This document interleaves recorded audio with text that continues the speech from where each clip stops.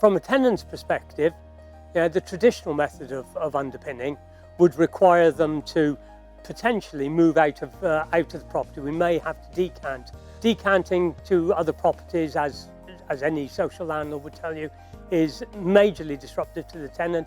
There's a high cost implication to us as well as a council. So any solution that we can go to that doesn't require the tenant to move out is very attractive to us.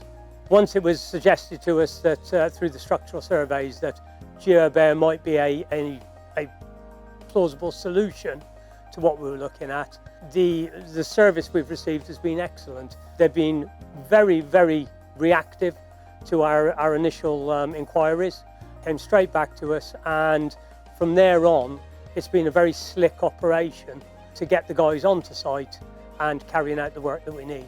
The benefits to using the geopolymer, but basically we're drilling holes into the ground.